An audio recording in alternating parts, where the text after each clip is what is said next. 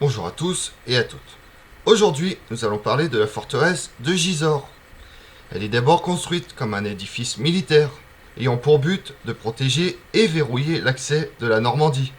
Au fil du temps, son rôle devient de moins en moins important, surtout lorsque Philippe Auguste s'empare de la Normandie. La forteresse perd peu à peu sa position et devient un lieu de résidence, puis un lieu de détention. Vous voulez en connaître plus sur la forteresse de Gisors? Venez avec moi.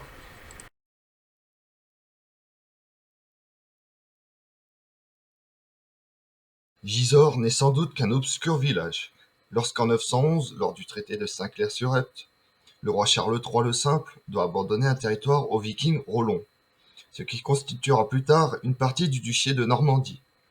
Le Vexin se retrouve scindé en deux, suivant le traité de la rivière Epte. La partie ouest devient le Vexin normand, et le Vexin français correspond à la partie est. L'Epte devient donc une véritable frontière politique et militaire. Pour renforcer cette limite, qui ne présente pas un obstacle naturel suffisant, on élève des points fortifiés dès le Xe siècle, en particulier à la Roche-Guyon.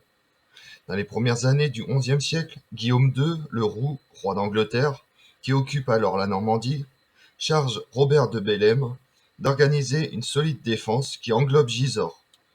En 1119, les rois de France et d'Angleterre, Louis VI et Henri Ier, se réunissent dans la ville pour mettre un terme provisoire à leur hostilité. Profitant de la captivité de Richard Cœur de Lion, capturé au retour de la troisième croisade, Philippe Auguste s'empare de Gisors en 1193. Et le traité de Gaillon, 3 ans plus tard, lui reconnaît cette conquête. Philippe Auguste renforce à son tour le château et bâtit sans doute la Grosse Tour. Pour verrouiller la route de Rouen, Richard Cœur de Lion entreprend la construction du château Gaillard. À partir de 1202, le roi de France, qui a déchu Jean Santerre, le frère de Richard Cœur de Lion, de ses possessions continentales, s'empare de la Normandie. La frontière de l'Epte n'existe plus. Privé de portée stratégique, le château de Gisors est alors transformé en prison. Celle-ci accueillera des hôtes célèbres. Lors de la vague d'arrestation des chevaliers templiers, la forteresse devint ainsi le lieu de détention du dernier grand maître de l'ordre, Jacques de Molay, rejoint dans les geôles par 3 autres dignitaires de l'ordre, Hugues de Perrot, Godefroy de Gondeville, maître de la province de Poitou et d'Aquitaine, et Godefroy de Charnay, précepteur de Normandie. Suite à la victoire du roi d'Angleterre Henri V à Azincourt en 1415, Thomas de Lancaster, duc de Clarence, lance à son tour une campagne militaire en 1419, permettant la reconquête du château par les Anglais.